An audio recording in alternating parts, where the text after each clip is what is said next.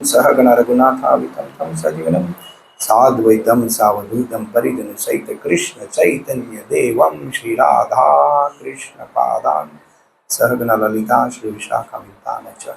हे कृष्ण करुणा सिंधु दीनबंधु जगतपते गोपेश गोपिका कांत राधा कांत नमस्तुते तप्त कांचन गौरांगी राधे वृंदावनेश्वरी विष्णुभानुसुते देवी प्रणमामि हरिप्रिये वाञ्छाकल्पतरुभ्यश्च कृपा सिन्धुभ्येव च पतितानां पावनेभ्यो वैष्णवेभ्यो नमो नमः। श्री कृष्ण चैतन्य प्रभु नित्यानंद श्री अद्वैत गदाधर श्रीवासादि गौर भक्तवृंद हरे कृष्णा कृष्णा कृष्णा हरे हरे हरे राम राम राम हरे कृष्णा। तो सभी का स्वागत है और मेरा सौभाग्य है कि सब भक्तों के बीच में कथा सुनाने का और खुद को भी सुनने का मौका मिला है। तो परीक्षित महाराज को ब्राह्मण बालक द्वारा श्राप दिया गया है। हाँ? और इस भौतिक जगत में हमको हर कदम पे हर पग पे श्राप देते लोग। नौकरी में है, बिजनेस में है, इसका ऐसा होएगा वैसा होएगा, नहीं है तो भी देंगे। तो कलयुग ऐसा है। इसके आगे के श्लोक में हमने देखा कि जैसा आपने मुझसे पूछा था हे मुनियो, अब मैंने पवित्र राजा परीक्षित के इतिहास से संबंधित भगवान कृष्ण की कथाओं की लगभग सब बातें सुनाई है। यानी कि जो श्रवण कर रहे हैं उसको बता रहे हैं कि भगवान कृष्ण की लगभग सभी कथाएं मैंने बता दी है। देखो, ग्राम्य कथा हम करते चर्चा करते उससे कुछ फायदा नहीं है। और जो भगवान के भक्त है वो ये भगवान की नाम रूप गुण लीला इत्यादि सुनने में उत्साहित रहते हैं। तो इस तरह भगवत भक्त भगवान तथा उनके शुद्ध भक्तों के कार्यकलापों को एक सा ही समझता है, क्योंकि ये सभी दिव्य होते हैं। ये पिछले श्लोक में देखा। अभी इस श्लोक में बता रहे या या कथा भगवता कथि कथन नियोरु कर्मण। या यानी जो कथा यानी कथाएं भगवान भगवत कथनियोरुणम भगवान के विषय में मुझे कही थी। अभी इस श्लोक में खास करके प्रभुपाद ने छोटा तात्पर्य दिया है, लेकिन पूरा भागवतम का सार और मनुष्य जीवन का उद्देश्य दे दिया है। हमारा एक ही लक्ष्य है, शाश्वत जीवन प्राप्त करना। इसलिए हम क्या कर रहे हैं, जो शाश्वत है उसकी शरण में हम जा रहे हैं। भगवान कृष्ण शाश्वत है। ईश्वर परम कृष्ण सचिदानंद विग्रह अनादिरादिर गोविंद सर्वकार काल। हम बार बार ये सब श्रवण करते हैं, लेकिन हमको रियलाइज बहुत कम होता है। जब हम सत्संग में बैठे रहते हैं या कोई वरिष्ठ भक्त आता है या कोई सीनियर से सुनते हैं तो हमें रियलाइज होता है हमारी जो दूषित चेतना है वो क्या करती है, साफ हो जाती है। उसके अंदर बीज पड़े हुए हैं, आप समझिए, अनादि काल से काम क्रोध मोह लोभ इत्यादि बीज पड़े हुए हैं। तो यहाँ प्रभुपाद लिख रहे हैं कि वो बीज को साफ कैसे करेंगे। हमारी भोग भोगवनी की जो वृत्ति है, जिसके लिए हमको यहाँ पे क्या किया, इस अशाश्वत जगत में डाला गया है। और यहाँ हमको बता रहे हैं कि हमको शाश्वत जीवन की ओर गति करनी है, और है हम अशाश्वत में। तो अभी अशाश्वत में से हम शाश्वत जगत की ओर गति कैसे करें, उसका रास्ता क्या है। आज किसी के पास समय नहीं है ये सोचने के लिए। हाँ, पहले तो यही समय नहीं है कि मैं कौन हूं, क्या कर रहा हूं, गधे की तरह मेहनत कर रहा हूं, और यही सोच रहा है कि मैं यहाँ पे सुखी होऊंगा। लेकिन जितना हम सुखी होने का प्रयास करेंगे इतना ही हम दुखी होएंगे। भगवान को प्रसन्न करने के लिए हम जो भी प्रयत्न करेंगे वो सब दिव्य और हमको शाश्वत गति की ओर ले जा रहे हैं। तो यहाँ है भगवान का नाम क्या करने का है। प्रभुपाद लिखते हैं कि भगवान श्री कृष्ण के दिव्य कार्यकलापों, गुण तथा नामों का नियमक पूर्वक श्रवण करने से, यानी कि एक तो जोड़ दिया है भगवान के जो कार्यकलाप है। तो भगवान के कार्यकलाप क्या है? नाम, रूप, गुण, लीला। भगवान का नाम, नामनाकारी बहुधा निज सर्वशक्ति तत्रा पितरा नियमित स्मरेण काल। तो भगवान का नाम भगवान से अभिन्न है, फिर भी हमको उसमें रुचि नहीं है, तो उसको नियमक पूर्वक श्रवण करना चाहिए। अभी नियमक पूर्वक श्रवण कैसे होएगा? का तो हम भक्तों के संग में आएंगे, और भक्तों में संग में आने के बाद हम जब जीव भगवान को प्रार्थना करता है, वो देखते हैं सब भक्तों के संग में आने के बाद। जब हम नए नए रहते तब बात करते हैं, जब हम भक्ति में नहीं है, हमारे अंदर कृष्ण भावनामृत जो है, ज्ञान, दिव्य ज्ञान, वो पड़ा हुआ है, लेकिन भौतिक आवरण के हिसाब से वो ढक गया है। आप समझे? इसलिए जीव क्या करता है, भगवान उसको मौका प्रदान करता है। जीव इच्छा करता है, थोड़ी भी इच्छा करता है तो भगवान क्या करते हैं, उसकी इच्छा पूर्ण करते हैं। तो जो चेतना हमारी दूषित है, उसको वापिस मूल चेतना में लाने के लिए भगवान क्या करता है, उसको भक्तों का संग में लाते हैं। डायरेक्ट तो गुरु प्रदान नहीं करता है। हम डिस्ट्रीब्यूशन में जाते हैं, नए भक्त मिलते हैं, सगा वाले रहते हैं, मित्र रहते हैं, तो हम बोलते हैं आप सत्संग में आइए। तो वास्तविक कृपा होती है भगवान के भक्तों के द्वारा। भगवान कभी भी डायरेक्ट कृपा कोई जीव पर करता नहीं है, और इनडायरेक्टली और डायरेक्टली भी कृपा भगवान करते हैं, लेकिन इस तरह। तो भक्तों के संग में आने के बाद जीव क्या करता है कि मुझे भी, ये लोग सुबह मंगला आरती करते हैं, तिलक करते हैं, डिस्ट्रीब्यूशन करते हैं, ये सब बिजनेस वाले हैं, इसको आनंद क्या मिलता होगा, मैं भी तो प्रयास करूं, देखो तो सही एक बार जाओ। तो हम क्या बोलते हैं कि आओ, कुछ करने का नहीं, खाली श्रवण करने का है, प्रसाद लेने का है, और फिर आप चले जाओ। और हम उसको क्या करते, धंधे पे लगा देते, 1 माला से लेके 16 माला तक। लेकिन ये धंधा बहुत ही लाभदायक है, ये कोई साधारण धंधा नहीं है। आप समझिए, कोई जीव को भगवान की शरण में लाना कोई सामान्य बात नहीं है।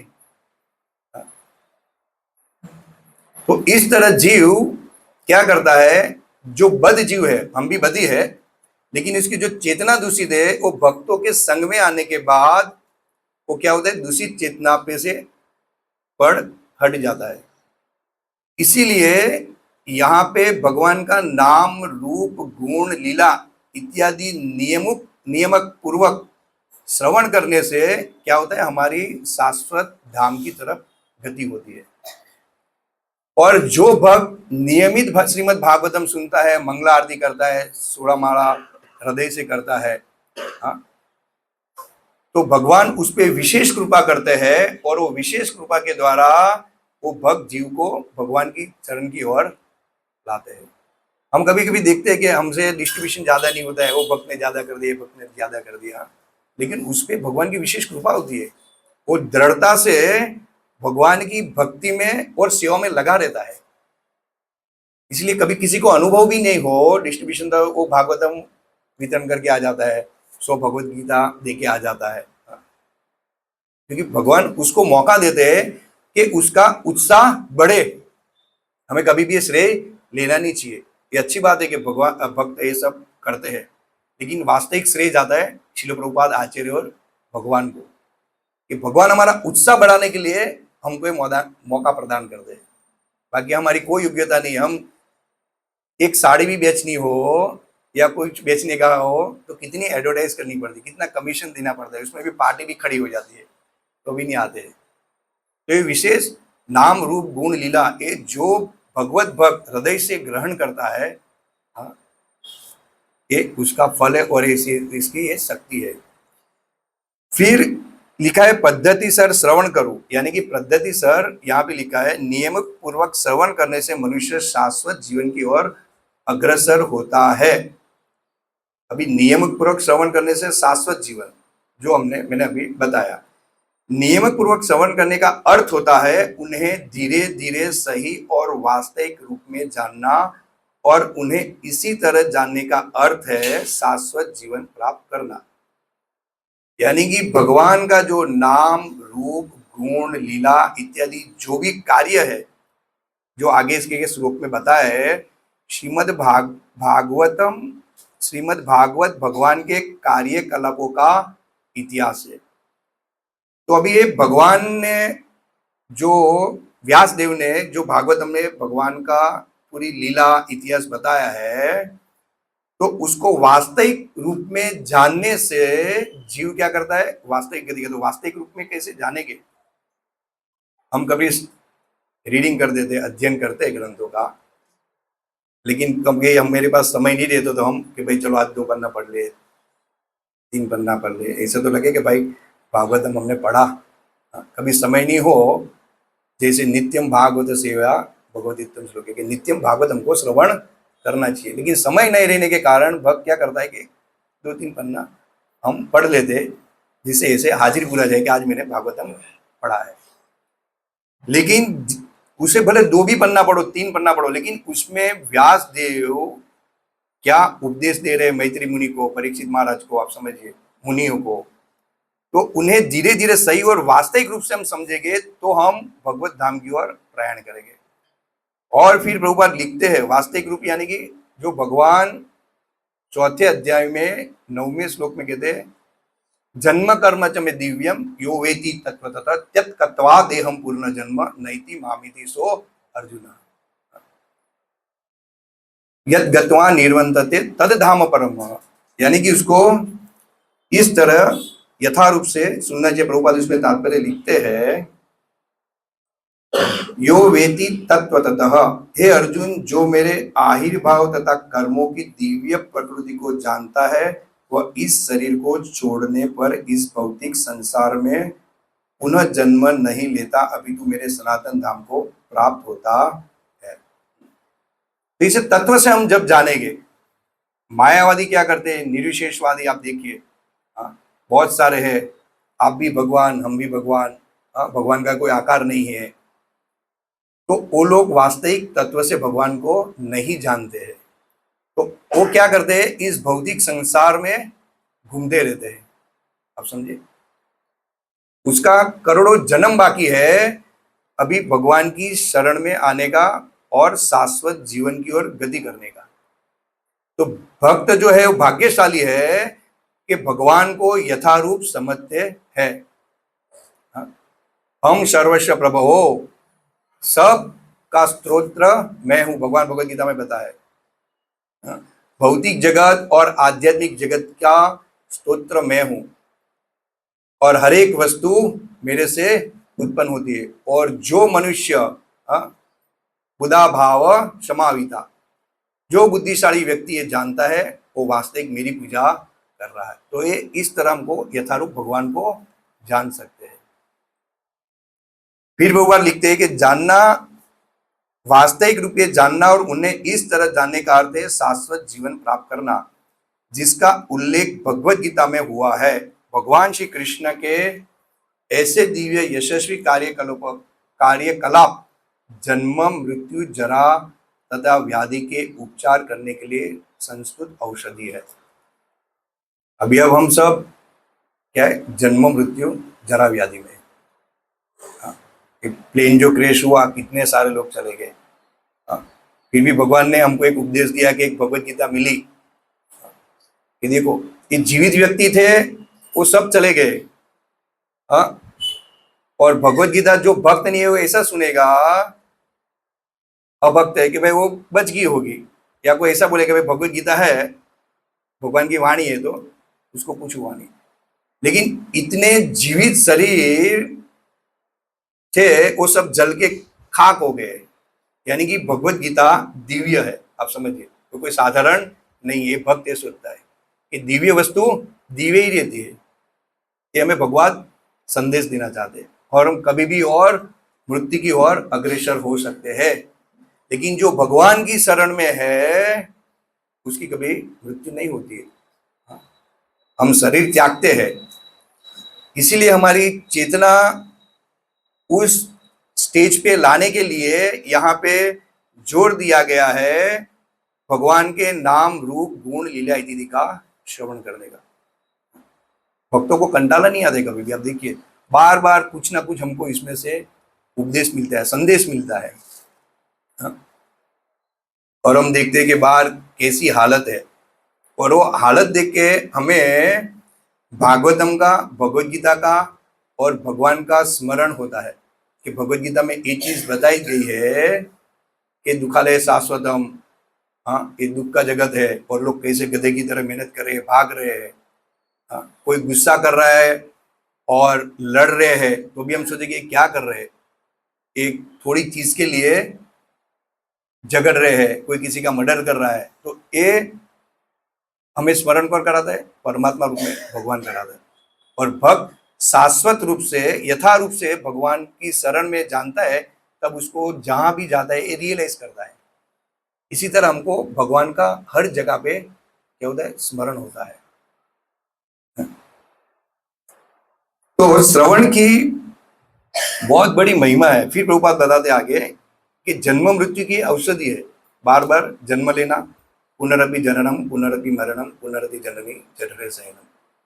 जो हम बार बार इस चक्कर में फंस रहे हैं, माँ के गर्भ में जा रहे हैं, अलग अलग पति पत्नी बालक परिवार, हर जन्म में हमको प्राप्त हो रहा है। हाँ, हर स्टेज में हम जा रहे हैं। जो स्टेट है, गुजरात हो, महाराष्ट्र हो, राजस्थान हो, जो भी हो, यहाँ से निकल के वहां, वहां से निकल, लेकिन ये सब चक्कर से हमको छुड़ाता है एक भगवान का नाम रूप गुण और लीला। कोई साइंटिस्ट के पास इसका इलाज नहीं है, कोई ऐसी दवा नहीं है कि वो मनुष्य को जन्म मृत्यु जरा व्याधि से बचा सके। कितनी भी शोध कर लो, भूतकाल भविष्य वर्तमान में, इसका एक ही इलाज है कि भगवान की शरण ग्रहण करने से, भगवान की भक्ति करने से, भगवान की कथा श्रवण सुनने से जीव शाश्वत जीवन प्राप्त कर सकता है। उसमें कोई खर्चा नहीं है, खाली आपको समय, बुद्धि, और आपकी चेतना जो है वो भगवान को लगाने का है। और एक बहुत बड़ी खोज कर रहे लोग आज कि हम सुखी होएंगे, सुखी होएंगे, सुखी होएंगे। ब्रिज के ब्रिज गिर जाते हैं। चालू ब्रिज टूट जाता है, आप समझिए। तो इससे सीख क्या लेंगे लोग? अमुक लोग ऐसे बोलेंगे तो कर्म था तो मर गया होगा, इसकी गलती होगी, इसका आयुष्य पूरा हो जाएगा। लेकिन भक्त सोचता है कि देखो एक ऐसा संकटमय जगत है, कहाँ भी एंड आ सकता है हमारा, तो उसके पहले हम भक्ति कर लो। जिन्हें बद्ध जीव भौतिक पुरस्कार समझता है, इस प्रकार जीवन की सिद्धि अवस्था की परिणति मानव जीवन का लक्ष्य है और दिव्य आनंद की उपलब्धि है। बद्ध जीव भौतिक पुरस्कार समझता है, इस प्रकार जीवन की सिद्धि अवस्था की परिणति मानव जीवन का लक्ष्य, यही हमारा लक्ष्य होना चाहिए श्रवण कीर्तन का। और भगवत गीता के 10वें श्लोक में भी इस तात्पर्य के लेके प्रभुपाद ने बताया है,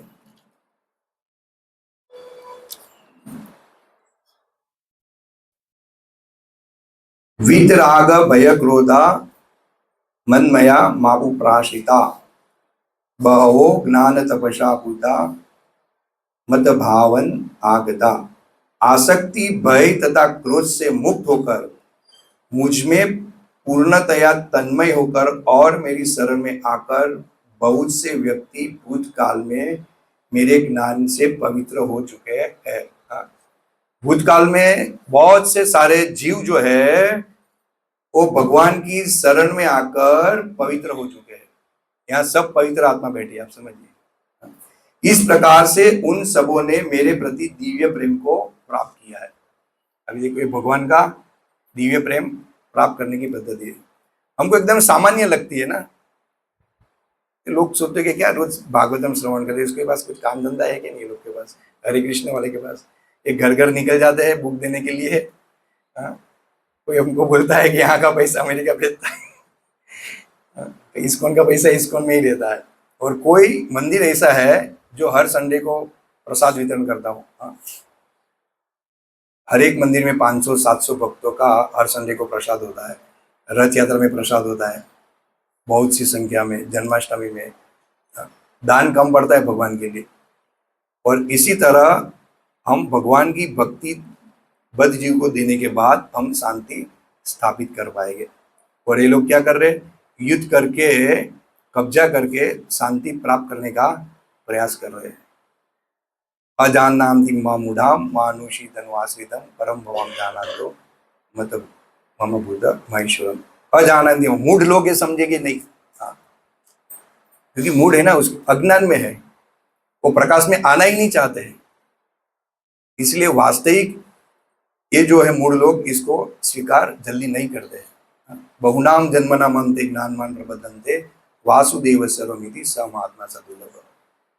तो जिसका करोड़ों जन्म हो गया है वो एक ऐसा एक महात्मा दुर्लभ है कि वो वासुदेव की शरण ग्रहण करता है। कितनी सारी बस्ती आप समझो, और कितना सरल भगवान ने उपाय दिया है कि उसका नाम रूप गुण लीला से जीव भवसागर तर जाता है, शाश्वत जीवन की ओर आगे बढ़ता है।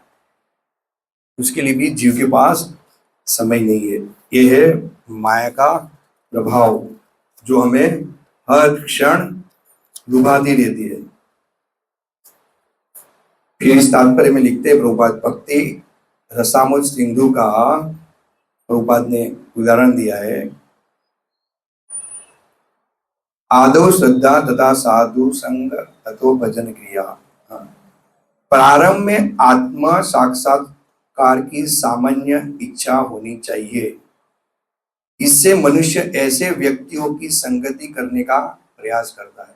जैसे मैंने बताया ना कि जीव भक्तों के संग में आता है इच्छा करने के, अथोसो ब्रह्म जिज्ञासा, और क्या संगति करने का प्रयास करता है। जो आध्यात्मिक दृष्टि से उठे हुए हैं, अगली अवस्था में गुरु से दीक्षित होकर नवोदित भक्त उसके आदेश अनुसार भक्ति योग प्रारंभ करता है। यानी कि जो शिक्षा गुरु है वो हमें क्या करते हैं, ज्ञान प्रदान करके भक्ति के जो नियम है, आचरण है, भगवान क्या है और गुरु किस तरह हमें इस जन्म मृत्यु जरा व्याधि से निकालेगा, वो ज्ञान शिक्षा गुरु हमको प्रदान करता है। और फिर वो आपके गुरु के पास ले जाके उसको उसकी शरण में शरणागति कराता है। और फिर हम क्या करते हैं, वहां से ज्ञान प्रदान करने के बाद शिक्षा गुरु को बोलते हैं कि अब आपकी बात आपके पास रखो, हमारे पास समय नहीं है, ये नहीं है, वो नहीं है, आपको क्या पता, अब तो बैठे हो आप, हमारे घर में हो तो पता चलेगा। फिर हम ऐसी शिक्षाएं ग्रहण करते हैं। वास्तविक ऐसा भक्त नहीं करते, लेकिन ऐसा करना भी नहीं चाहिए। तो हमारी शाश्वत गति की तरफ प्रगति रुक जाएगी। देखो, एक लीडर का काम है, जो भक्त है हर एक में कुछ ना कुछ गुण है। किसी में क्षत्रिय का है, किसी में ब्राह्मण का है, वैश्य का है, शूद्र है। लेकिन शूद्र का गुण है इसलिए ऐसा नहीं कि वो शूद्र है, वो वैष्णव है। लेकिन वो हिसाब से वो प्लानिंग करता है कि ये सेवा आप करो, ये सेवा ये करो, ये सेवा आप करेंगे, वहाँ की सेवा आप करेंगे। तब जीव क्या सोचता है, मेरे को ही करने की? ऐसा नहीं। हमारी एक कृष्ण की सेवा है। अगर हमको शाश्वत जीवन की ओर गति करनी है तो हमारा एक ही लक्ष्य होना चाहिए कि हमको कुछ भी सेवा मिले तो हमें स्वीकार लेनी चाहिए कि भगवान की इच्छा। गोवर्धन में व्यास पूजा थी, वो राजेश प्रभु मेरे को पूरा मैनेजमेंट देते हैं, जो जो सेवा सबको दी है ये सब पे ध्यान रखने का, किया नहीं किया। तो सुबह 4 बजे से चालू हो जाती है तो रात को 1 बजे तक, ये 7 दिन। तो एक बार मैंने किसी टॉयलेट को सेवा दी थी कि भाई आप ये पानी बाहर आ रहा है और बराबर नहीं है, आप इसको बराबर कराओ। तो बराबर किया नहीं।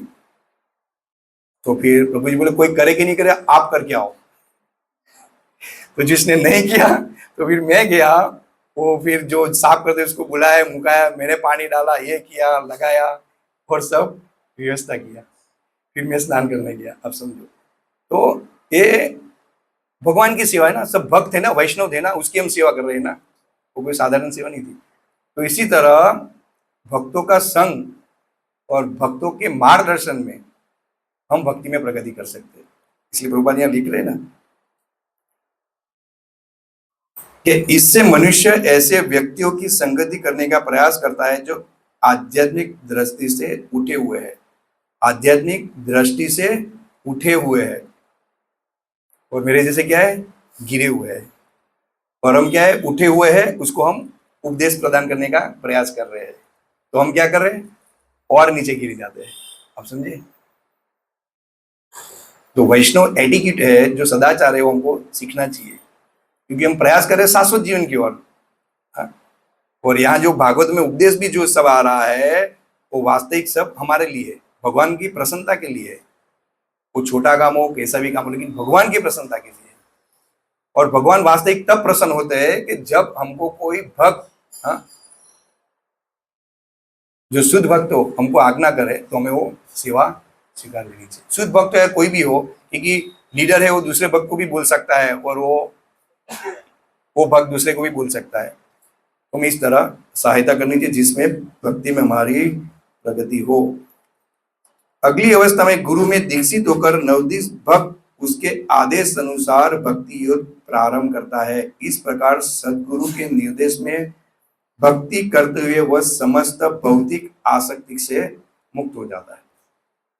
और हम भौतिक आसक्ति से मुक्त नहीं हुए हैं, यानी समझना कि गुरु की वास्तविक हमने शरण ग्रहण नहीं किए। अभी हम बच्चे की तरह ही सब कार्य कर रहे हैं, हृदय से नहीं कर रहे, क्योंकि हमारा आयुष्य बहुत कम और हमको शाश्वत जीवन की ओर गति करना है। जैसे में रोज श्रीमद् भागवतम सब भक्त पढ़ते हैं, तो ज्यादातर भक्त क्या सोचते हैं कि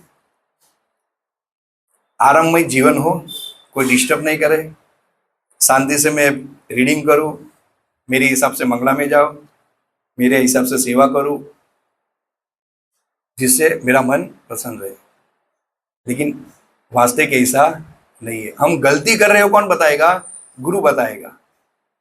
और गुरु उपस्थित नहीं है तो उसकी अनुपस्थिति में क्या बताएगा? शिक्षा गुरु बताएगा, सीनियर गुरु बताएगा, या कोई भक्त बताएगा। तो इस तरह हम गुरु की आज्ञा शिक्षा गुरु से भी प्राप्त कर सकते हैं, सीनियर भक्त से भी प्राप्त कर सकते हैं, और जो सेवा में लगे हुए उससे भी प्राप्त कर सकते हैं। वही आज्ञा वास्तविक गुरु की आज्ञा है। वो गुरु से अभिन्न आज्ञा है, भिन्न नहीं है। आप समझे? तो सेवा भाव होना चाहिए, और सेवा भाव से ही हम श्रवण कीर्तन धीरे धीरे यथा रूप से श्रवण कर पाएंगे, तो हम समझ पाएंगे, वरना हम ये समझ नहीं पाएंगे। और जो सेवा कर रहे उसको भी अभिमान नहीं आना चाहिए कि मैं सब कर रहा हूं। हाँ? ये बैठा है, ये जप कर रहा है, माला कर रहा है।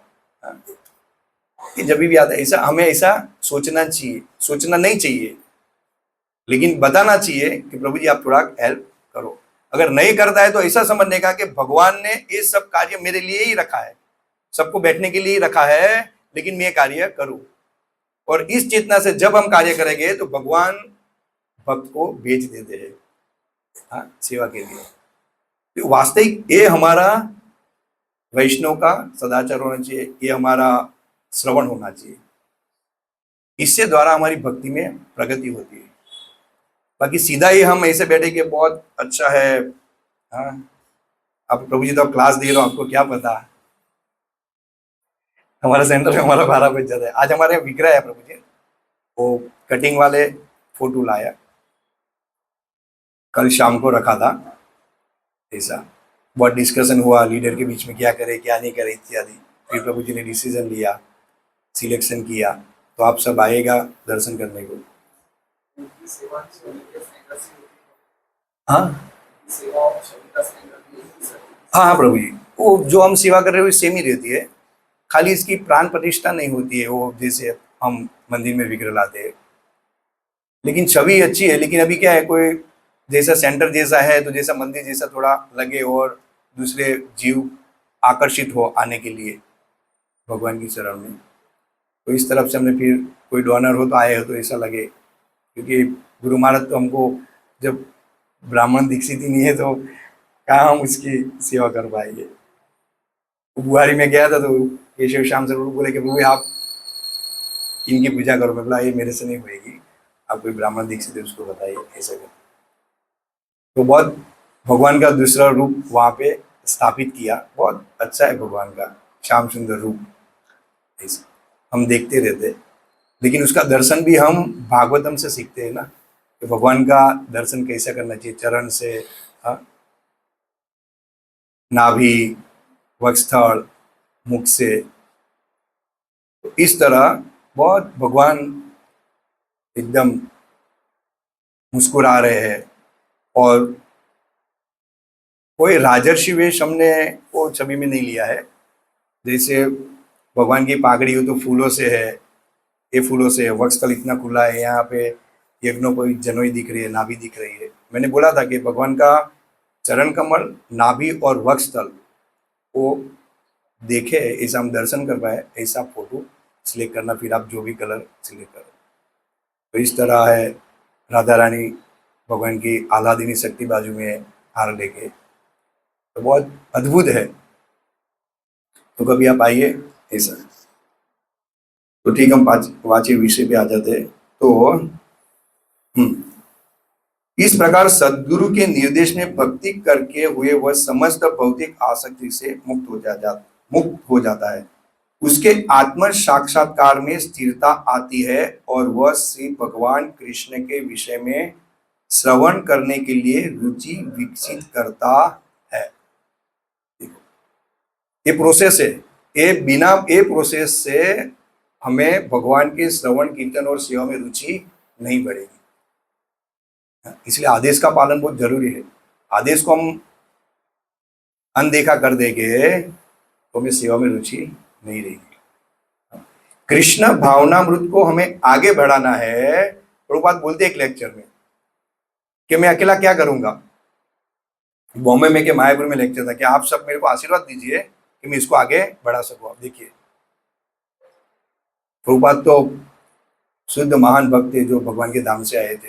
हाँ, और कलयुग में हम सोचते हैं कि लोग का जन्म हुआ, नहीं, भगवान बद्ध जीव को वापिस लाने के लिए ये व्यवस्था करते हैं।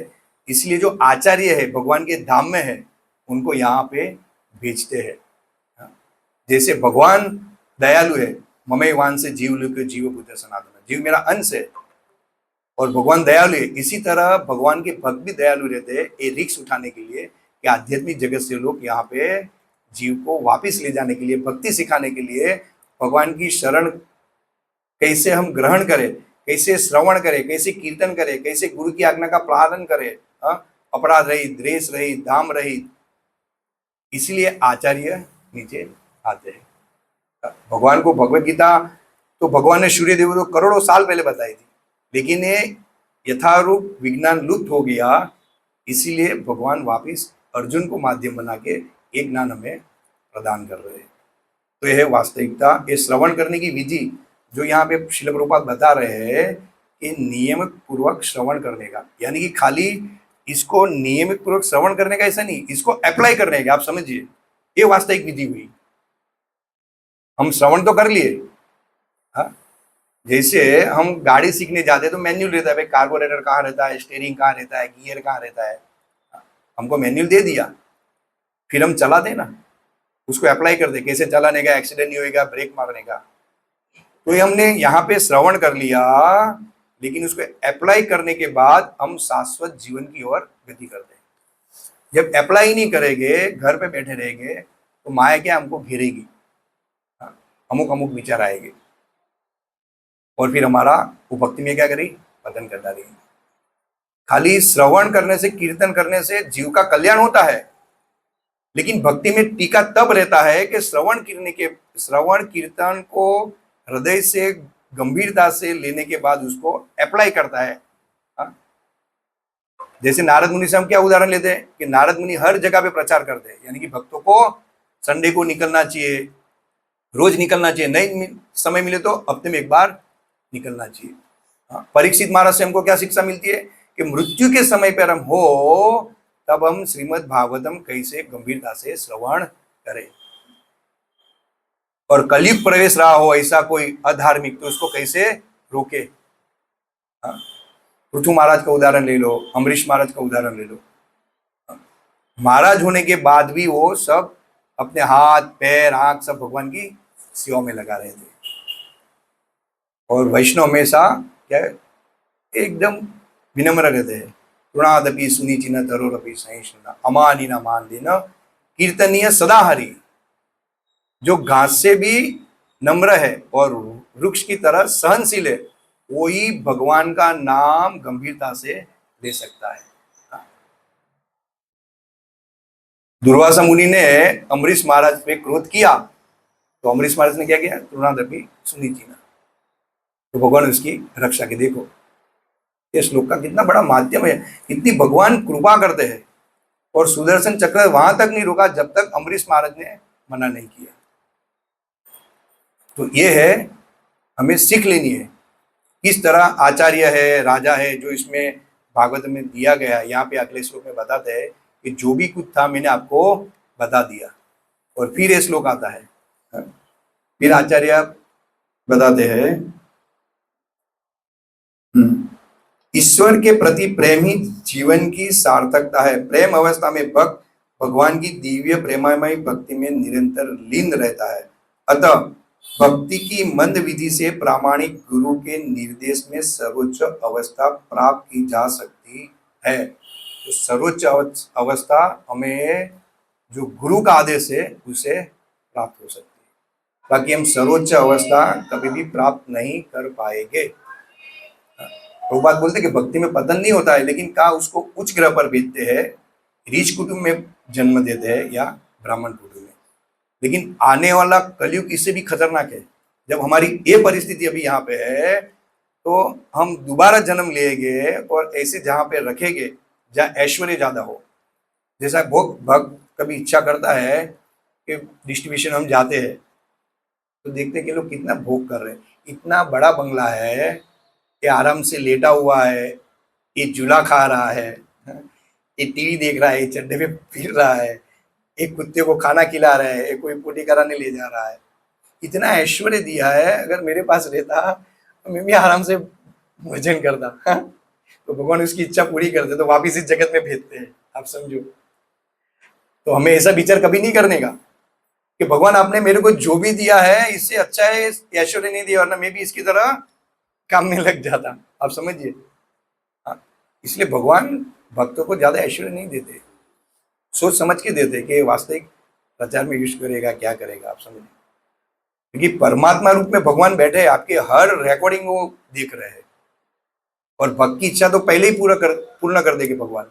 ओ इसकी इच्छा ठीक है, पूरी करो।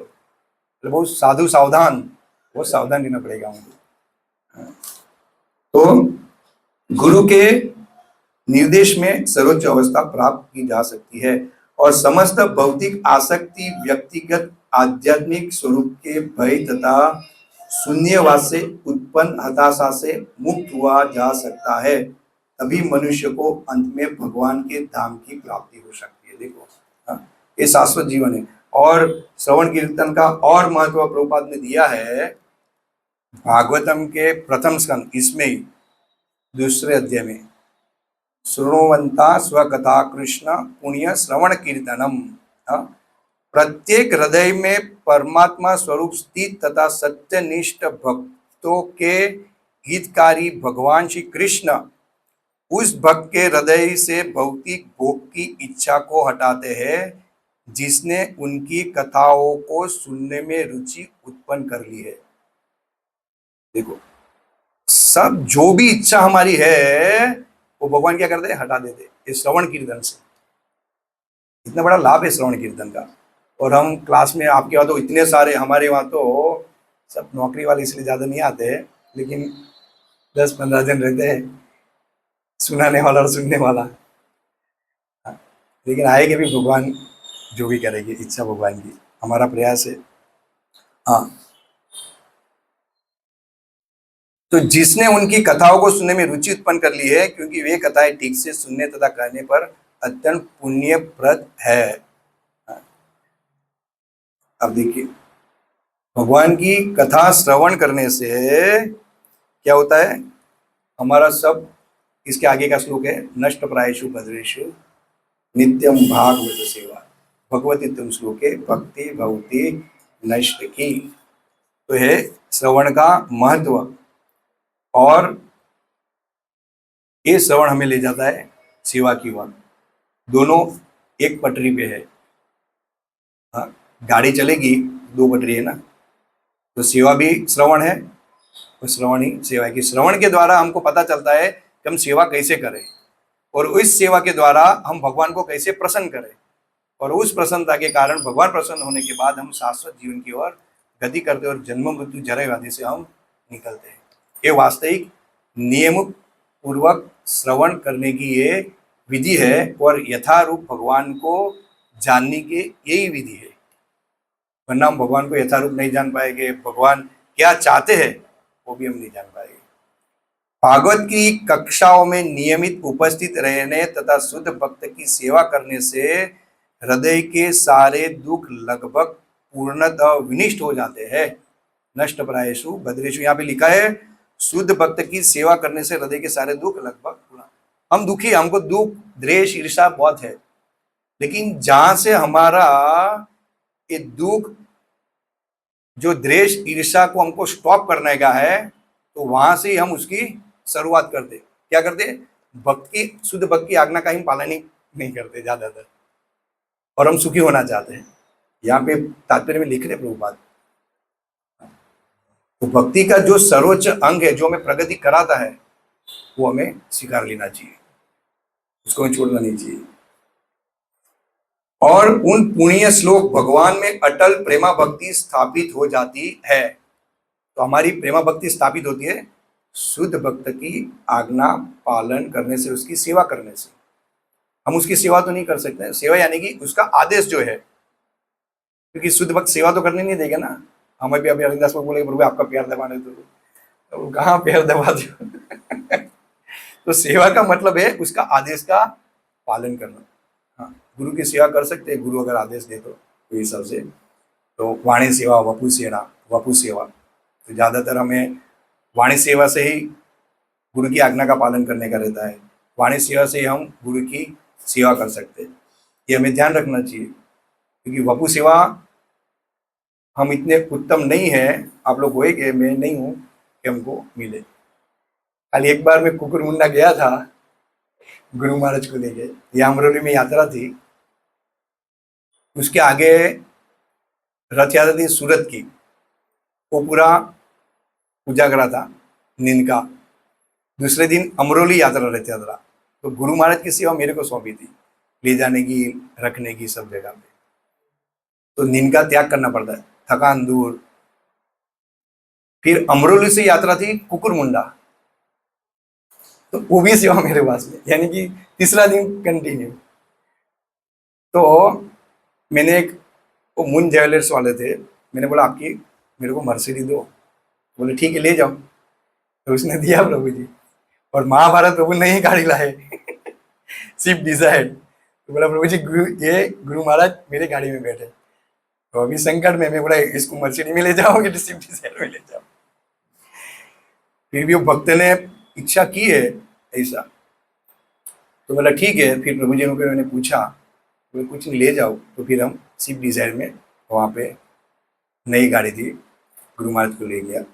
और फिर मैं जोका खा रहा था ड्राइविंग करते समय, और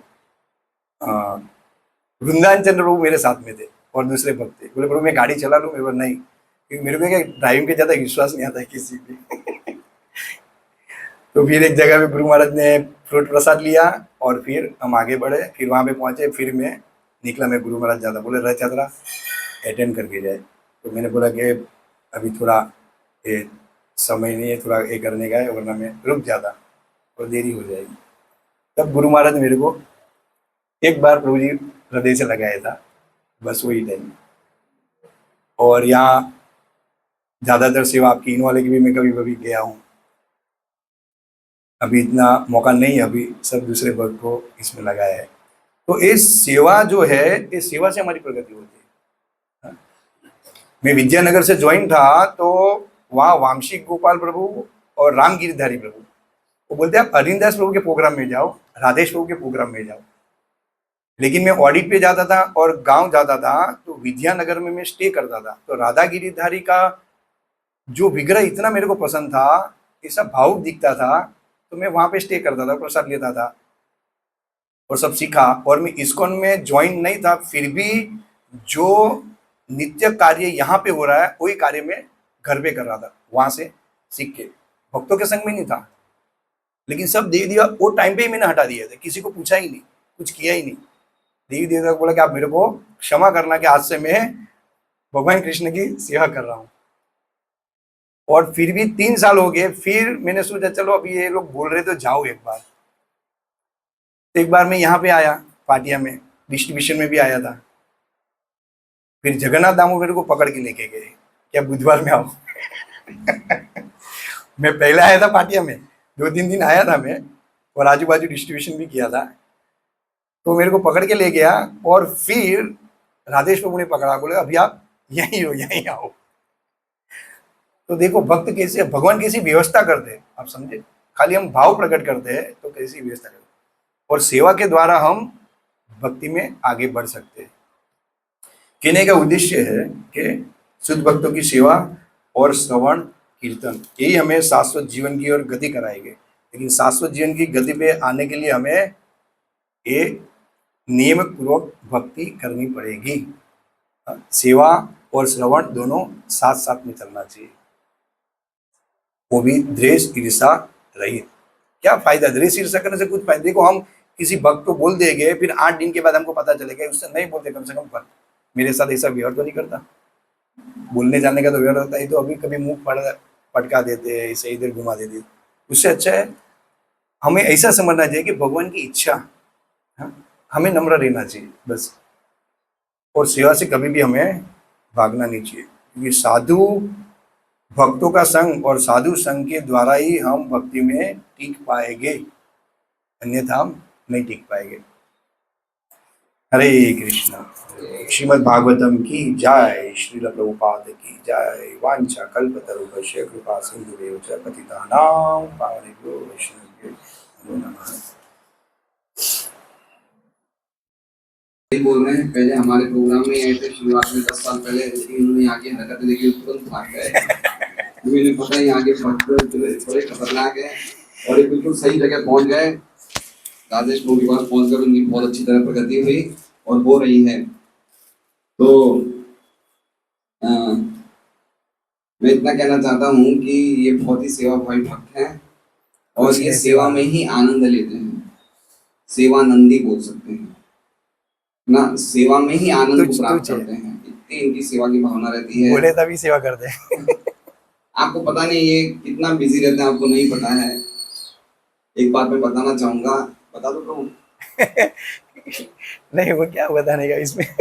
बताने का बताओ, लेकिन किसी को प्रेरणा मिले तो बता सकते हो ऐसा कुछ। अभी मैंने इनसे 2-3 दिन पहले बात करी थी, ऐसे प्रभु आपको लेक्चर देने आना है, तो उन्होंने हाँ बोल दिया तुरंत। फिर मैंने इनसे ऐसी बातचीत चल रही थी, उन्होंने बताया कि ऐसे मेरे फादर को शुगर है और 89 ईयर्स के हैं, और उनका पैर जो है पंजा कट गया प्रभु। हाँ पंजा काट दिया, पंजा राइट गैंग्रीन हो गया था। हाँ गैंग्रीन हो गया था ना कुछ। हाँ। तो राइट दाहिने पैर का पंजा काट दिया। तो शुगर में क्या होता है कि वो जख्म भर नहीं पाते, तो बाद में वो काटना पड़ता है। तो अभी इनके पिताजी जो हैं कितने समय से, 6 महीने से बेड पे हैं। 4 साल से इनके पिताजी पलंग पे हैं। प्रभु जी उनको स्नान कराते हैं, उनको डायपर वाइपर चेंज करते हैं, सब प्रभु जी करते हैं, बताइए। तो ये इजी नहीं है ना। भक्ति के कार्य करने के बाद, इतनी साधना करने के बाद, भक्ति में इतनी सेवाएं मिलती हैं कि पूरे टाइम मंदिर की सेवाओं में सब जगह बिजी रहते हैं। उसके बावजूद घर आके अपने पिताजी को स्नान कराना, उनको बैठाना, ये सब उनको फ्रेश करवाना, अच्छा उसके बाद फिर खुद स्नान करना, वापस स्नान करते हैं, क्योंकि उन्हें सब फ्रेश कराते हैं, उनको फिर स्नान करते हैं और फिर उनको भगवान की कथाएं सुनाते हैं। तो मुझे इतना इंस्पायर्ड हुआ, मैं इतना इंस्पायर्ड हुआ कि देखिए जितना सब करते हैं, तो मैं तो इसके सामने 1% भी नहीं हूँ। इतना अद्भुत क्वालिटी है इनकी। तो मुझे लगा कि वास्तव में ये तो हमारा सौभाग्य होगा कि आज प्रभु जी बुलाएंगे इनको, इनसे सुनेंगे। और ये रोज 12-13, कितना दूर है आपके घर से राम जी मंदिर? 12-13 किलोमीटर रोज पिछले 6 साल से जा रहे हैं, बताइए। यहाँ रहते हैं, रेशमा रोज में रहते हैं, वहां से राम जी मंदिर वो केबल ब्रिज पे जाते हैं रामदेव पे, 13 किलोमीटर आना, 12-13 किलोमीटर जाना, 25 किलोमीटर रोज आना जाना करते हैं, मंगल आरती अटेंड करते हैं, मिस नहीं करते। और आज राजेश भोग एक तरह से कहा जाए तो राइट हैंड है, इतना उनको इन पे विश्वास है कि सब प्रकार की सेवा इनको देते हैं। बस तो ये हम ये लोग कुछ ज्यादा ही गुणानुमोदन कर रहे हैं। मैं तो अभी कुछ ही नहीं बोला हूँ, मैं तो जो मैंने देखा है वो बोल रहा हूँ। बाकी तो मैं आपसे इतना कहाँ मिलता हूँ, आप तो ज्यादातर वहां रहते हैं। जितना मेरा आपसे संपर्क है वही बातें बोल रहा हूँ कि इतना मैं देखता हूँ। इनका एक ही क्वालिटी है, राजेश भोग ने जो बोल दिया, उन्होंने बोल दिया दिन है तो दिन है, रात है तो रात है, बस ऐसे ये फॉलो करते हैं। तो ये हम सीख सकते हैं कि इनका इनके शिक्षा गुरु के प्रति क्या समर्पण है। तो ये इन्होंने जैसे आज बताया, आज इन्होंने बहुत अच्छे अच्छे पॉइंट बताए, हम थोड़ा सा रिव्यू कर लेते हैं। पॉइंट पहला बताया कि वास्तविक कृपा भगवान के भक्तों के द्वारा प्राप्त होती है जीवात्मा को।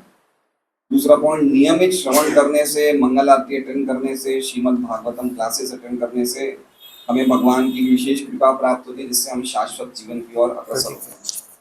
तीसरा पॉइंट बताया कि कोई भी भक्त में हो सकता है शूद्र का गुण हो, लेकिन उसे शूद्र नहीं मानना चाहिए, है ना। उसको ऐसा नहीं समझना चाहिए तो शूद्र वाली सेवा करे तो शूद्र, ऐसा नहीं समझना चाहिए।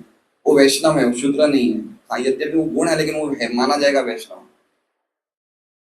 कुछ भी सेवा, हमें कोई भी सेवा मिली हमें स्वीकार करना चाहिए, ये सोच के कि ये कृष्ण की इच्छा है, तो ही हम शाश्वत जीवन की तरफ अग्रसर होंगे। पॉइंट नंबर 4 है ये, हमें कोई भी सेवा मिले हमें स्वीकार करनी चाहिए। ये क्या है? ये भगवान की इच्छा है और हमें शाश्वत जीवन की तरफ अग्रसर होते हैं इससे। अभी रथ यात्रा के दिन मैं M2 में डिस्ट्रीब्यूशन करता हूँ, लक्ष्मी जी लोग यहाँ प्रोग्राम था ना, तो हम M2 में डिस्ट्रीब्यूशन कर रहे थे। तो उनका व्हाट्सएप है वृंदावन प्रभु का, प्रेसिडेंट का, टेम्पल से, बोले 50 भक्तों की 11:30 बजे प्रसाद पहुंचा देना मंदिर में। अब मेरी तो सेवा थी नहीं, मैंने चक्कर किया मुझे गलती से तो व्हाट्सएप नहीं कर दिया, मेरी तो सेवा थी नहीं 11:30 बजे 50 भक्तों का प्रसाद पहुंचाना। मतलब है पर्सनली व्हाट्सएप है कि 50 भक्तों का प्रसाद पहुंचा दो कहाँ पहुंचाऊं, बनेगा कहाँ? तो मैंने बोला प्रभु कहाँ पहुंचाना? बोले रेलवे स्टेशन। बोले कहाँ से लेना? बोले गोविंदा से। तो मैंने मन में सोचा कि रथ यात्रा है और मेरी तो सेवा ही नहीं है, लेकिन अब मैं क्या करूँ? अब मैं वृंदावन प्रभु को बोलने जाऊँ कि मेरी सेवा नहीं है, तो मैंने क्या किया, चुपचाप मैंने सेवा कर ली, जो कि हमारा डिसाइड नहीं था, ये मेरी सेवा थी। तो पॉइंट ये कि मैंने ये सोचा भाई भगवान की इच्छा है, क्या है पता नहीं क्या है, चलो भाई अब सेवा दी तो कर लेते हैं। तो पॉइंट समझ रहे हैं बात को? हमें कोई भी सेवा मिले वी शुड एक्सेप्ट, ये भगवान की इच्छा है और ये हमारे शाश्वत जीवन की ओर अग्रसर होती है। 5वां बताया कि जो उठे हुए शिक्षा गुरु हैं, अगर वो कोई काम करते हैं, वो बोलते हैं और फिर हम उनमें ही दोष देखते हैं तो हम गिर जाते हैं, उठने के बदले हम गिर जाते हैं। बहुत गहरा पॉइंट है ये। 6वां बताया कि भौतिक आसक्ति से हम तब तक मुक्त नहीं हो सकते। हाँ, भौतिक, जब तक गुरु की हम वास्तविक शरण ग्रहण नहीं करते तब तक हम भौतिक आसक्ति से मुक्त नहीं हो सकते हैं। 7वां पॉइंट बताया कि कुछ कुछ भक्त ऐसे होते हैं जो सब कुछ उनके हिसाब से करते हैं, मेरे हिसाब से मैं पढ़ूंगा, मेरे हिसाब से घर में रहूंगा, मंगल आरती करूंगा, अपनी साधना करूंगा, मेरा मन प्रसन्न होना चाहिए। ऐसे डिवोटीज ज्यादातर शिक्षा गुरु के या डिवोटीज के एसोसिएशन में नहीं रहते हैं, इसलिए उनका कोई कान खींचने वाला नहीं होता है, तो इसलिए उसको जो प्रगति होनी चाहिए नहीं हो पाती है। 8वां पॉइंट बताया कि सेवा भाव होना चाहिए, शिक्षा गुरु की आज्ञा में और दीक्षा गुरु की आज्ञा में भिन्नता नहीं होती है, इसलिए हमें इसी प्रकार से सेवा भाव मिलनी चाहिए। अगर शिक्षा गुरु कोई सेवा दे रहा है तो इसे दीक्षा गुरु की द्वारा सेवा दी गई ऐसा समझना चाहिए। 9वां पॉइंट बताया कि अगर हम सीनियर डिवोटीज का आदेश पालन करेंगे तो ही हमें भगवत गीता और श्रीमद् भागवतम के संदेशों में रुचि आएगी। बहुत अच्छा पॉइंट है ये। 10वां पॉइंट बताया कि श्रवण करना ही काफी नहीं है, उसको अप्लाई भी करना चाहिए। ऐसा नहीं कि हमने श्रवण कीर्तन किया और घर में बैठ गए, नहीं, हमें सेवा में लगना चाहिए, अप्लाई करना चाहिए, उसी से हम भक्ति में टिके रहेंगे। तो ये भी बहुत अच्छा पॉइंट है 10वां पॉइंट। 11वां पॉइंट बताया कि परीक्षित महाराज से हमें क्या सीख मिलती है कि मृत्यु के टाइम पे भी नियमित रूप से अगर हम भागवत सुने नियमित रूप से हमें भागवत आखिरी टाइम तक सुनना चाहिए। और 11वां पॉइंट बताया कि श्रवण के द्वारा सेवा कैसे करें वो हमें समझना चाहिए, और सेवा के द्वारा हमें श्रवण में टेस्ट मिलता है। 12वां पॉइंट बताया कि भगवान की सर्वोच्च भक्ति का सर्वोच्च अंग है शुद्ध भक्ति की आज्ञा का पालन करना।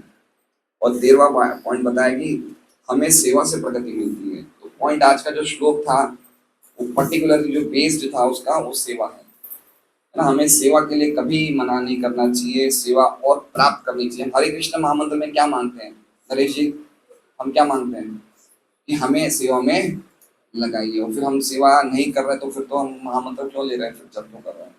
इसलिए बहुत ही अच्छा प्रभु जी ने लेक्चर दिया, और मैं निवेदन करता हूँ कि कम से कम 2 महीने में प्रभु जी आप आइए। आप तो जाते जाते यहाँ आ जाएंगे, आपका घर तो आगे, लेकिन ठीक है प्रभु, कोई बात नहीं, मैं देख सकता हूँ आप बहुत बिजी रहते हैं, लेकिन जब आपको समय मिले एनलाइटन करने के लिए। और मैं जानता हूँ जो भी पॉइंट्स इन्होंने बोले हैं, इन्होंने अपने खुद के रियलाइजेशन पे बोले, क्योंकि ये चीज इनको रियलाइज हो रही है। इन्होंने इतनी सेवा में लगे हैं, पिछले 10 साल में इन्होंने अपने आप को तपा दिया, इतनी सेवा करते हैं, इतना सिंसियर है सेवा में। जैसे बताया कि 3 रात में सोया नहीं, महाराज को पर्सनली ड्राइव कर रहा था। तो हम समझ सकते हैं कि इतने छोटे टाइम में इन्होंने इतनी प्रगति कर ली। 10 साल हुआ लेकिन इन्होंने इतनी प्रगति कर ली। नहीं प्रभु, सही कह रहा हूँ मैं। तो बहुत ही सुंदर हमें आज शिक्षा मिली है, और प्रयास करें कि हम जिस लेवल पे उस लेवल से ऊपर उठे। कुछ ना कुछ हमारे में जो अनर्थ हैं, जो दोष हैं, सेवा की भाव की कमी है, ऐसे भक्तों के आदेश से, इनके संग से हम, आप इनसे बात भी कर सकते हैं, इनसे पर्सनली भी बात कर सकते हैं कि इनमें इतना सेवा भाव कैसे डेवलप हुआ। आप पर्सनली भी बात कर सकते हैं इनसे, मैं इनका नंबर आपको शेयर कर दूंगा, आप पर्सनली बात करिए, बहुत अच्छा लगेगा, बहुत अच्छे भक्त हैं ये। और क्या बात थी आज, मैं इनके गुरु के बारे में बताऊंगा, शिक्षा गुरु के राजेश के बारे में। अभी संडे को आए थे हमारे महेश्वरी में, प्रसाद था ना, प्रोग्राम था, तो प्रसाद ले रहे थे, आखिरी पंक्ति में बैठे राजेश को। तो मतलब प्रभु आपको कुछ चाहिए, बोले नहीं मेरा तो पूरा हो गया। फिर उन्होंने मेरे से पूछा प्रभु आपने लिया, मैं बोला नहीं मैं तो बाद में ले लूंगा। बोले नहीं नहीं नहीं, आप पहले बैठो, मैं आपको देता हूँ। तो वो मैंने बोला प्रभु मैं तो ले लूंगा, इतने सारे भक्त हैं, कोई ना कोई मुझे सर्व। बोले नहीं मैं आपको सर्व करूंगा। फिर मुझे जबरदस्ती बैठाया और खुद खड़े हुए और खुद मेरी प्लेट प्लेट लगाई। ये देखिए सेवा भाव। उनका जाने का टाइम हो रहा था और इतने सारे भक्त थे, लेकिन पहले मुझे बोले कि आप बैठिए। फिर मेरे साथ साथ उन्होंने और 15-20 भक्तों को भी सर्विंग करी 15 मिनट। तो ये उसने हमको भी डांटा था। इसमें क्या हुआ, सब मजा लेने के लिए बैठ गए। मैंने महाभारत को रीड किया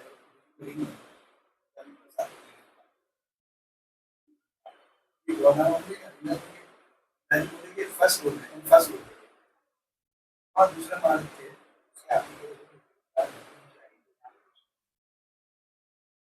तो हम फर्स्ट फ्लोर से नीचे आए। तो नीचे आए तो मैंने लिफ्ट में वापिस नीचे उतरा, तो मेरा राधेश्वर को फोन किया, बोला हाँ एक बार किया तो नहीं उठाया, मैं बोला दोबारा करो। फिर उसने दोबारा किया। फिर मैं गौर दामोदर प्रभु के साथ में बात में लग गया थोड़ा। फिर मेरा वापिस पूछने का रह गया, तो प्रभु ने फोन उठाया नहीं उठाया। और फिर आप उसको नहीं उठा दो, पर्सनली जाके बुला के आओ। अभी मैं बातों में व्यस्त हो गया, और फिर हम बैठ गए। और बैठ तो गए तो ये भी ध्यान नहीं रहा कि उनका थाली निकाले, क्योंकि हमारे शिक्षक हुए ना। और भगवत गीता में आता है कि विद्याभूषण, बलदेव विद्याभूषण, उसका मार्गदर्शन शिक्षा गुरु करते, यानी कि उसमें बलदेव विद्याभूषण और शिक्षा गुरु में कोई अंतर नहीं है। भगवत गीता में आता है, मैंने पढ़ा है। तो फिर वो डिश लगाने का रह गया प्रभु जी। तो हम तो प्रसाद ले लिए, प्रसाद बहुत अच्छा था, आइटम अच्छी थी, स्वाद ले रहे थे, टेस्ट ले रहे थे। और फिर गौरदाम को बोले कि मेरे को आप घर पे रख देने का। तो सेंटर पे भी आते तो मेरे को बोलते, कल मेरे को हमारा थोड़ा लेट हो गया विग्रह के हिसाब से, तो उनको छोड़ा घर पे जाके, मेरे को 12 बज गया प्रभु। और फिर गया, फिर वहाँ से आए तो डिश रह गई। फिर दूसरे दिन मैसेज आया, किसी भक्त को बोला कि आप लोग ने क्या सीखा, यानी कि आप शिक्षा गुरु को भूल गए, थाली लगाने का, याद करने का, आप सब उसके पहले ही बैठ गए। उसका भाव ऐसा नहीं है कि मेरे को मान सम्मान दो, लेकिन वो हमको सिखाते हैं कि आप भी भविष्य में आगे किसी को ऐसे सिखाओ। एक वरिष्ठ की और शिक्षा गुरु की आज्ञा कैसे पालन करनी चाहिए और उसकी कैसे सेवा करनी चाहिए, वरिष्ठ भक्त को आदर कैसे देना चाहिए। तो फिर हम टेंशन में, कोई भक्त बोलता है कि 2 बार फोन किया तो इसमें हमारा गलती में बोला, नहीं देखो ऐसा नहीं सोचना चाहिए। आप समझो, हमको अपराध से हम बच रहे हैं और वैष्णव कृपा से हम वंचित रह रहे हैं। अगर हम ये याद रखते, ध्यान रखते, बुलाते तो कितने प्रसन्न होते और उसकी हम पे कृपा प्राप्त होती। अभी हम उनकी कृपा के लायक नहीं। आप ऐसे समझो, आप ऐसे मत समझो कि हमको बहुत बेवकूफ जी ये सब हो गया, ऐसा हो गया और आपकी वो सेवा कर रहे हैं। सोचो, या हम उसकी भूल गए और वो आपकी सेवा कर रहे हैं। तो ये देखिए कितनी गहरी बात है, इन्होंने कितनी सुंदर बात बताई कि एक सीनियर डिवोटी के लिए थाली निकाल के रखनी चाहिए, पहले आप बैठो। तो ये चीज़ें हमें सीखने को मिलती है। ये चीज़ें अगर हम घर में साथ ना करेंगे तो चीज़ें हमें नहीं पता चलेगी, लेकिन हम ऐसे भक्तों के संग में, ऐसे सिंसियर डिवोटी से सुनते हैं तो हमें पता चलता है कि भाई एक शिक्षा गुरु के लिए हमारे मन में क्या भावना थी। और वो राजेश को ऐसा नहीं कि थाली की कोई भूख थी या भूखे प्यासे थे कि भाई मुझे पहले चाहिए आदर्श। उन्होंने एक एटिकेट रखा, एक आदर्श रखा कि भाई आगे जाके और भी लोगों को पता चले, शिक्षा प्राप्त हो, इस पे उन्होंने ऐसा रखा। तो ये सब बातें बहुत ही वंडरफुली आज हमने सीखी है। तो हमें प्रयास करना चाहिए, सेवा भाव होना चाहिए। सेवा भाव बहुत इंपॉर्टेंट है ना। सेवोन्मुखे ही जीवादो, हमारी पूरी पूरी हमारी जो फिलॉसफी है वो सेवोन्मुख है ना। वो सेवा की तरफ हमें अग्रसित करती है और सेवा के बिना हम भगवान के नाम रूप गुण को समझ ही नहीं सकते। ये पर्पस हमें समझना चाहिए। बहुत सीरियस क्लास थी, मैं तो कहता हूँ कि इतने समय में क्लास हुई, इतनी सीरियस क्लास है ये। पर्टिकुलरली भगवान की कथाएं बड़े बड़े सीनियर महाराज आते हैं, सभी बोलते हैं और हमें बड़ा आनंद आता है सुनने में, अमृतपान होता है। लेकिन ये क्लास थी पर्टिकुलरली हमारे लिए एक बहुत बड़ी हैमरिंग है। हैमरिंग मतलब समझ रहे हैं? हैमरिंग को क्या बोलते हैं हरिकांता माता जी? हथौड़ा। हम पे हथौड़ा मारा जा रहा है कि हमें इस तरह से बनना चाहिए। ये हम पे बहुत बड़ी ये आज की शिक्षा पर क्लास है और हमें सीरियसली इसको लेना चाहिए। आज और भी समाचार है कि आज सनातन गोस्वामी की तिरोभाव तिथि है। आज बहुत ही विशेष दिन है, सनातन गोस्वामी की तिरोभाव तिथि। सनातन गोस्वामी श्री चैतन्य महाप्रभु के 6 गोस्वामी से एक विशेष पार्षद है, स्वरूप गोस्वामी, स्वरूप सनातन दोनों ही। और उनकी विशेष भगवान के साथ जो जो उन्होंने कार्यकलाप किए हैं चैतन्य चैतन्य में वर्णन है, अद्भुत है। तो अगर हम उनके बारे में बोलना चाहे तो हमारी एक और क्लास चली जाएगी। इतना बोल सकते हैं, उससे कहीं ज़्यादा बोल सकते हैं। तो अच्छा है कि आप लोग ज़रूर थोड़ा सा आज उनके बारे में पढ़िएगा। साथ साथ में गुरु पूर्णिमा है। गुरु पूर्णिमा हमारे लिए कोई विशेष फेस्टिवल नहीं है, क्योंकि ऑल गुरु पूर्णिमा हम कब मनाते हैं? हम डेली मनाते हैं गुरु पूर्णिमा, है ना। हम ये गुरुवाष्टक बोलते हैं, वंदे गुरु चरणम। हमारे लिए गुरु पूर्णिमा डेली होती है। ये उन लोगों के लिए होती है जो साल में एक बार गुरु को याद करते हैं, है ना, भौतिक लाभ के लिए। हम तो रोज ही गुरु पूर्णिमा करते हैं। तो वेद व्यास जी को हम धन्यवाद दे सकते हैं आज के दिन, भागवतम का प्रचार करके, डिस्ट्रीब्यूशन करके, कुछ ना कुछ फोन पे ऑर्डर लेके, इस तरह से हम वेद व्यास जी को धन्यवाद दे सकते हैं। आज परम पूज्य राधा गोविंद महाराज की भी व्यास पूजा है मंदिर में, तो अगर आप लोग आ सकें तो अवश्य आइए। बहुत ही अच्छी व्यास पूजा उनके शिष्य लोग मनाते हैं बड़ी मात्रा में, और कम से कम ये 200-300 वैरायटी तो खाली प्रसाद की होगी आज। जो जो प्रसाद में आनंद को प्राप्त करते हैं वो जो अवश्य आए, सेवा भी मिलेगी, प्रसाद भी मिलेगा, दोनों चीजें मिलेगा। महाराज का ग्लोरिफिकेशन सुनने को मिलेगा। Maharaj is a wonderful personality. Radha Govind Maharaj की भागवत कथा अगर आप सुन लेंगे तो आपको लगेगा कि मैं सुनते ही रहूँ, सुनते रहूँ। इतना वंडरफुल भागवत कथा पे उनका उनका वो पकड़ है भागवत पे। तो ये सब आज के अनाउंसमेंट है। तो हम महाचलन प्रभु के एक बार महामंत्र को उच्चारण करेंगे। हरे कृष्णा कृष्णा कृष्णा हरे हरे, हरे राम राम राम। तो ये मेरे सामने देखा, ये मेरे सामने जीता जागता एग्जाम्पल इनका, तो मैं जानता हूँ। क्योंकि हम लोग सम्राट स्कूल में प्रोग्राम करते थे पहले, मॉडल स्कूल और सम्राट स्कूल की छत पे। तो ये आते थे टी शर्ट पहन के, टाइट जीन्स पहन के, और एक कान में कुंडल लगा के। 2 में नहीं लगाते थे, एक भी लगाते थे, फैशन थी इनकी। महेश्वरी बोल के ना, हाँ अभी तो मेरे उनके पास और जो क्या है हमारे लोगों ने पूछा भारत क्या बोलते, नया ना था मेरे पास ज्यादा देश में फैशन करते हैं ना, बोले रखना चाहिए कि नहीं रखना है, इसमें मतलब क्या रखना है। तो उसी दिन मैंने वो भी निकाल दिया, सब डायमंड नग बम सब चेन वेन सब उसी दिन मैंने छोड़, जो नंग को जो करने का करे। तो उस रीजन में सब वो सूर्य का था, वो ब्लू का था, वो सब निकाल के रख दिया। देखिए इन्होंने उसे निकाल दिया और मेरे से अभी तक निकला नहीं जा रहा। देखिए देख सकते हैं आप इनका स्टैंडर्ड प्रगति का। तो मैंने जीता जाता एग्जाम्पल 10 साल में प्रभु जी ने इतनी प्रगति करी खाली इनकी सिंसेरिटी पे, इनकी सेवा के भाव से। तो बहुत बहुत हमें आज शिक्षा मिली। हरे कृष्णा कृष्णा कृष्णा हरे हरे, हरे राम राम